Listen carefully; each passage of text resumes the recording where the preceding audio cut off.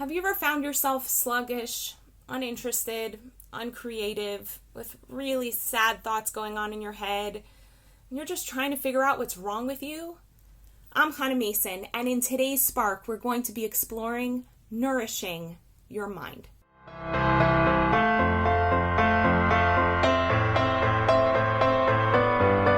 Recently, I had a client who came to me because she's dealing with a serious depressive episode, even to the extent of considering suicide. And that can be a scary thing to talk about, which is exactly why I want to talk about it. And I'm going to be really honest and mention the fact that this is a young woman who reminds me very much of myself. When I was her age, I was dealing with a lot of these issues myself. And I said to her, I'm going to ask you a whole bunch of questions. And all of these questions are questions I wished somebody had asked me when I was going from one therapist to the next at her age. And these questions all center around a core idea. And that is that the mind isn't just like floating in space, totally cut off from the body on its own. And the mind, unlike the way the vast majority of the world of psychology likes to look at it, doesn't exist in a vacuum. It doesn't exist independent of the body. And if we want to understand how to get ourselves out of dark places, which we all experience, some darker than others, we're going to need to address what's going on with our bodies as a whole and what in our lifestyle can shift so that we experience a lot more vibrance, clarity, and joy in our lives. So I asked her basic things. I asked her, how much sleep is she getting? I asked her what her diet is like. And I asked her what her exercise routine is looking like. And you know what? It turns out this young woman is getting about 5 hours of sleep every night, is eating a lot of garbage, and gets zero exercise. So to me, I'm looking at this young woman and I'm like, wow, her body's not doing so well. Of course her mind isn't doing well. This is a connection we often miss. So let's say you've got the flu. You're down with the flu. What does your body want to do? Wants to hunker down, hide, probably be in a dark place, most probably in bed, no appetite, and feeling particularly antisocial. When we have the flu, we don't feel the resources or the energy to pick the phone and call people or engage with people. Now, when somebody has the flu, we're all like, oh yes, please rest. Cancel all your appointments. Here, let me make you some soup. Go into a room and go rest, right? We encourage that kind of behavior because we have a deep understanding that when the body is ill, it needs to turn all of its resources inwards in order to heal and repair. And that seems perfectly normal to us.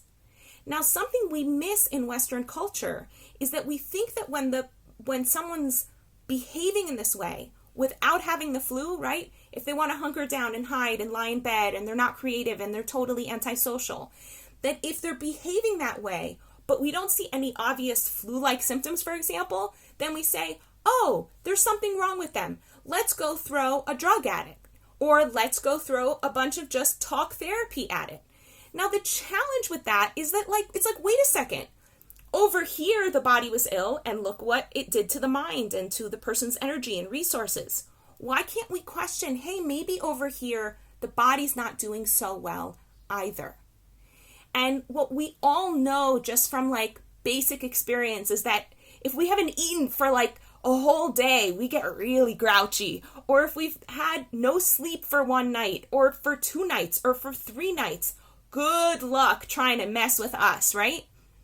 And yet somehow we look at situations where people are dealing with depression and we don't ask those basic questions like, is the person's body getting the nourishment that they need? Because our bodies nourish our minds. Our bodies are the basic core of absolutely everything. And guess what? You see this thing, this neck thing that connects us, right? We've got blood going through our heads. We've got oxygen going through our heads. We have nutrients going through our heads. We actually burn more fuel and use more resources in this small part of our body than we do in the rest. This is a very, very important part of our body. It's not independent of our body. So I want to dedicate this entire week to talking about all the things we can do to nourish our bodies so that we're at the same time nourishing our minds, so that we can experience more vibrance, clarity, and joy, so that we feel more connected to the people around us, so we're energized to be creative and wanting to connect to our greatest selves and manifest the lives of our dreams. But it's difficult to talk about all those amazing things when someone's sitting in front of me totally weak and sluggish and frail, like this young woman was. When we don't have resources, it's difficult for us to go out there and make things happen.